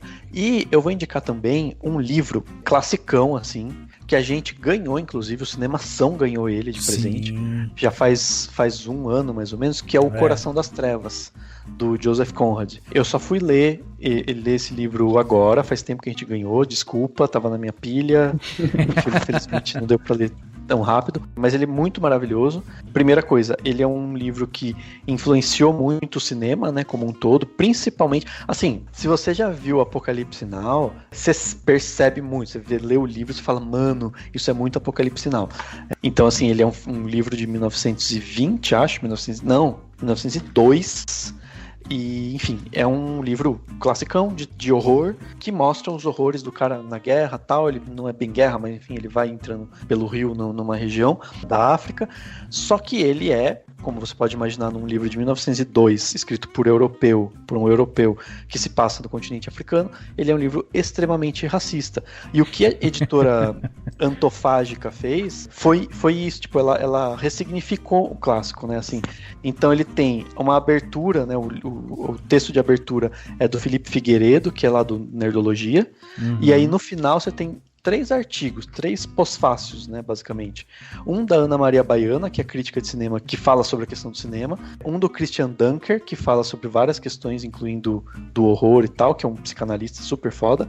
E, por fim, o texto do Silvio de Almeida, né, que é um advogado, acho que é advogado, se eu não me engano, doutor em filosofia e teoria geral do direito pela Faculdade de Direito da USP. E ele é negro e nome muito importante na luta contra o racismo no Brasil, e ele fala sobre imperialismo, sobre várias questões que o livro traz. Então é muito legal porque a Antofágica fez isso, pegou esse clássico, traduziu super bem, fez uma edição linda, num livro super bonito, e ainda colocou em discussão as coisas que o livro traz. Mas é muito legal você ler ele com a mentalidade de mais de 100 anos depois que o livro foi escrito, porque você consegue até interpretar de uma maneira muito interessante. A forma como o livro é escrito é muito, sei lá, valeu muito a pena, e fica a dica pra quem quiser. Eu tô indicando mesmo já com a editora, e não é só porque ela deu de presente o livro pra gente, não, é porque tipo, a edição é boa e faz isso ressignificar, entendeu? Faz a gente ressignificar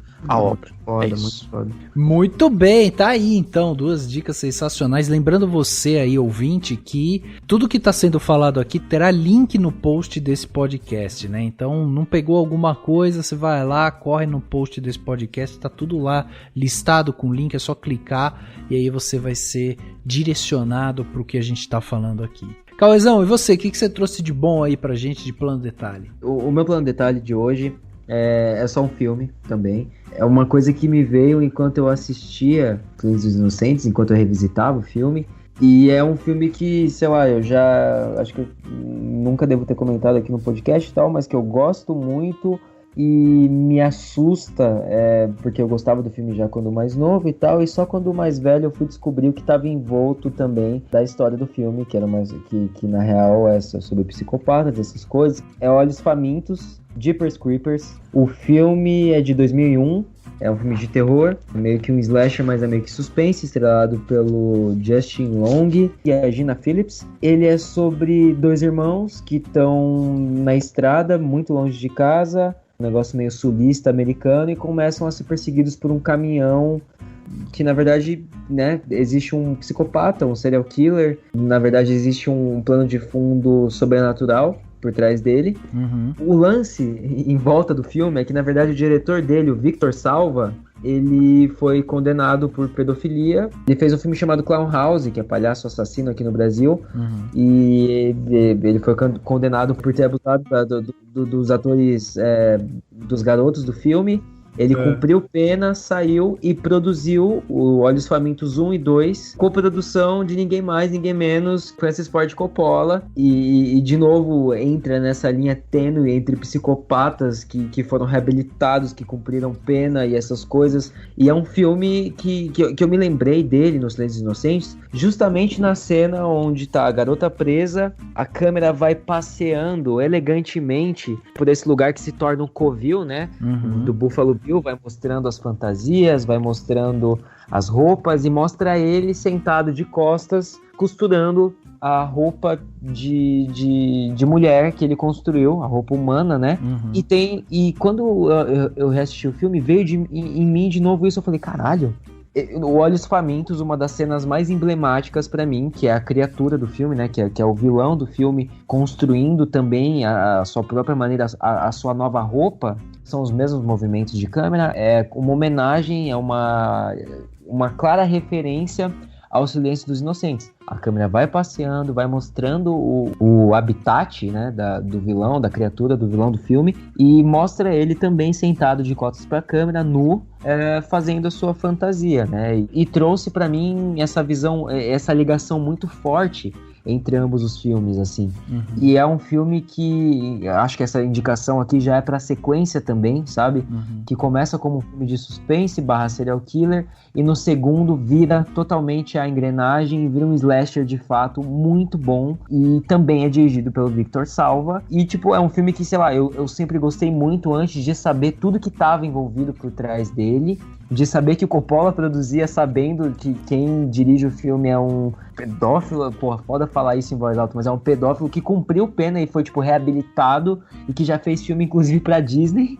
Caraca! Exato, e perceber de novo, é algo que eu até já cogitei de fazer artigo, de escrever sobre isso, mas quando você vê esses paralelos entre a obra e o autor, fica de alguma forma mais doentio, mais bizarro. De novo, é um plano detalhe que não é de tipo, gente, eu não tô endossando os trabalhos desse cara porque ele parou de trabalhar em Hollywood e em qualquer coisa, não faz mais nada, mas é porque, tipo, o Silêncio dos Inocentes trouxe em mim essa imagem do Olhos Famintos, que sempre foi um filme de terror muito eficaz pra mim, e eu acho que até, né, se o Francis Ford Coppola produziu é porque ele viu o potencial que tava naquilo. Só que é justamente isso, é um plano detalhe meio que de tudo, de um filme de terror muito foda e do mundo de fora que se mescla com esse filme e torna tudo mais doentio. Então esse é um plano detalhe bem negativo e pesado, gente. Enfim. É o mesmo diretor do Powder, Rafa. Ah, é? Sim, ele dirigiu Energia Pura nesse filme. Uma das primeiras coisas que eu já conversei com o Rafael quando eu conheci ele em 2002 é que, tipo, ele era fãzaço desse filme. Assim. Só sei que eu gostava do filme, só isso. E hoje eu sei que o filme é uma bosta. Não é assim também, pô. Muito bem, tá aí então, dica de filme do Cauê. E você, Henriquinho, o que você trouxe de bom pra gente aí de plano detalhe? Cara, eu vou ficar um pouco no tema. Eu vou recomendar as pessoas aqui para procurarem os livros, né, do Thomas Harris, né? Procurar na internet, na Amazon você encontra. Um dos mais recentes foi a 20ª edição que a editora Record lançou, do Silêncio dos Inocentes. Vira e mexe, sempre tem umas promoção maluca na Amazon. É um filme grandinho, mas não é impossível de se ler, são 360 páginas. Então eu quero recomendar para quem puder, procure o livro para ter essa experiência também. Eu vou indicar também, ficar um pouco no tema serial killers. Você não vai indicar uma dieta, né? Aí, nenhuma dieta bizarra, né? Não, cara, se eu fosse indicar era algum prato simples de rapidez que eu sei fazer na frigideira. É a única coisa que eu sei fazer. Uma massinha de rapidez com um pouquinho de lombo humano. Mas saiu na Netflix uma minissérie chamada Os Filhos de Sam, Loucura e Conspiração. É uma minissérie em 4 capítulos, ela é baseada... Ela conta a investigação de um assassino em série, um dos mais conhecidos, chamado David Berkowitz. O caso ficou conhecido como Filho de Sam. Mas aí, pra você saber o que é o Filho de Sam, tem que assistir a série. Ele é um serial killer, ele é um dos poucos que ficaram conhecidos porque ele matava com um revólver. Geralmente, o serial killer sempre tem umas armas malucas ou estrangulam com as próprias mãos e tal. Mas esse ele matava com uma arma .44, é uma das características dele, e trouxe terror pra cidade de Nova York. E esse cara aparece também lá, né, Henrique? No Mindhunter, né? Aparece no Mindhunter. Ele aparece. Cara, sim. Mindhunter, por que cancelaram, né? É ridículo. Pois é. Muito bizarro, Eu cara. não lembro se cancelaram ou se pelo menos não teria previsão de novos episódios. Tipo... meio que falaram, não vai ter mais. Só que, mano, ela não parou, não acabou assim, tipo, redondinha, né? Não. Dava muito bem pra ter, tipo, podiam ter feito tipo Sense8, né? Tipo, faz um episódio final de 2 horas, só pra dar uma juntada aí nas coisas. Mas é do David Fincher, né? Eu achava que ele sempre teve essa bola toda, né? Será que não teve audiência? Não sei. Eu não assisti, mas eu sei que deve ser foda, né? E não sei se eu sou parte do problema, sabe? Então, é muito foda, mas é aquilo. Mano, a Netflix, né? Se não teve tanta audiência assim, pode ter depois, né? Tipo, se você deixar redondinho, né? Exatamente. Pra finalizar aqui, eu trouxe um podcast, esse vai ser meu plano detalhe, vai ser um podcast só, já que já temos várias coisas aí indicadas, né, por todo mundo. E o meu podcast aqui pra indicar pra vocês é um podcast que eu descobri recentemente.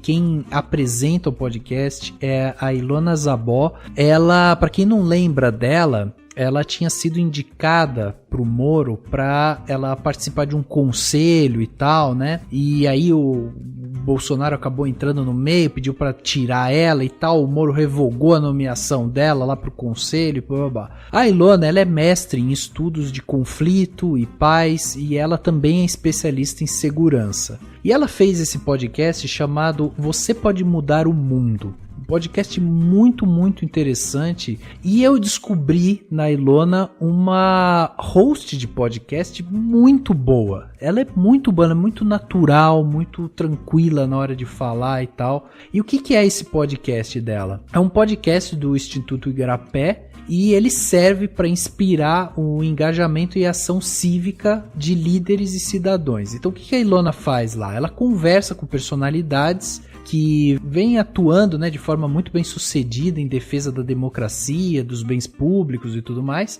E aí toda segunda-feira ela traz alguém lá para conversar. E recentemente ela tá focando apenas em mulheres, só em mulheres. Então ela tá batendo uns papos muito legais. Para vocês terem ideia, o último episódio ela conversou com a Natália Pasternak, que é uma bióloga, tem aparecido muito aí por conta da questão do coronavírus e tal. Um papo muito gostoso. A gente tem uma aula da Natália falando justamente sobre a importância, né, de você ter um ecossistema muito ativo, muito saudável da ciência, né, no país.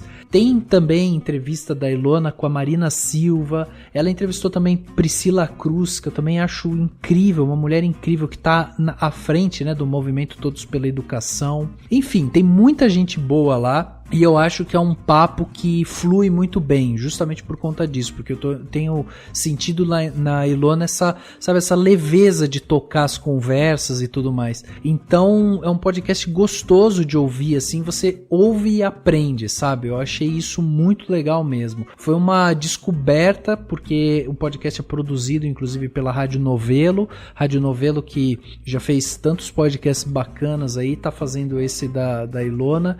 Então fica essa recomendação aí para quem quiser ouvir um bom podcast com papo, com mulheres empoderadas, mulheres fortes, mulheres que estão realmente na linha de frente, né, lutando aí por uma via democrática, lutando também, né, por um bem público e tal. Esse podcast com a Ilona Zabó realmente é um podcast muito bom. Fica essa minha dica do Plano Detalhe.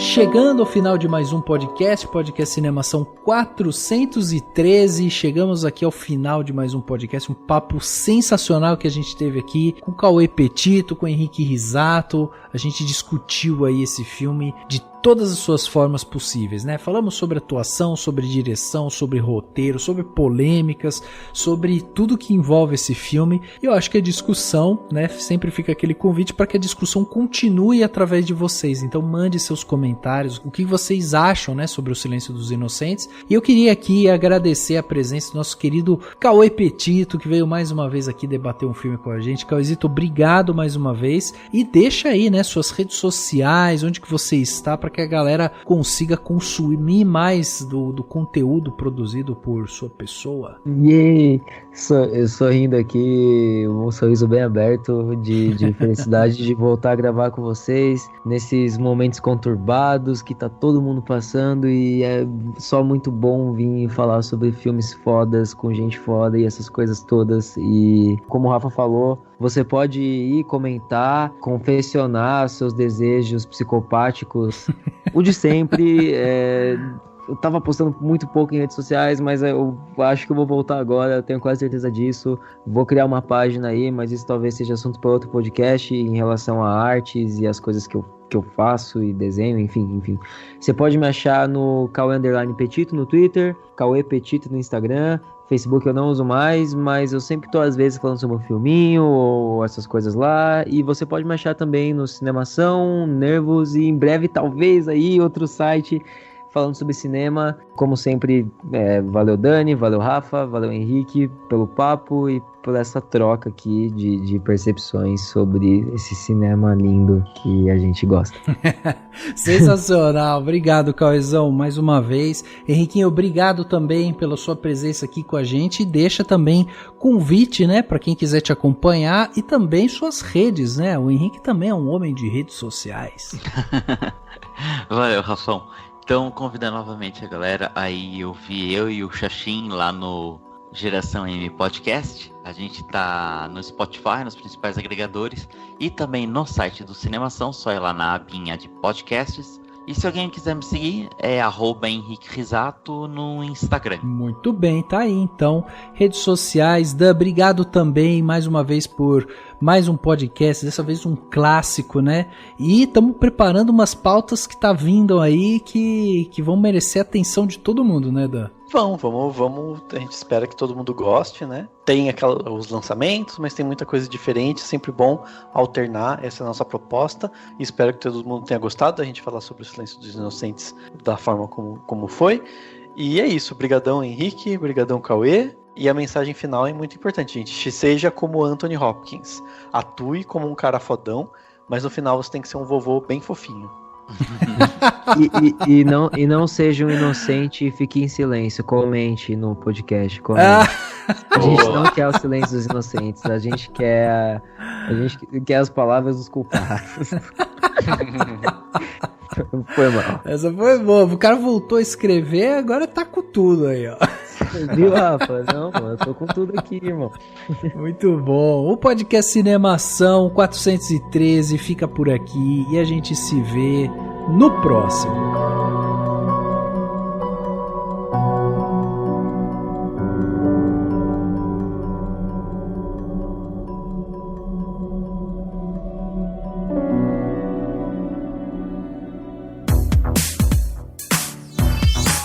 Esse podcast foi editado pela Isso Aí Design. Tudo isso é forma com função. É design estratégico. É isso aí.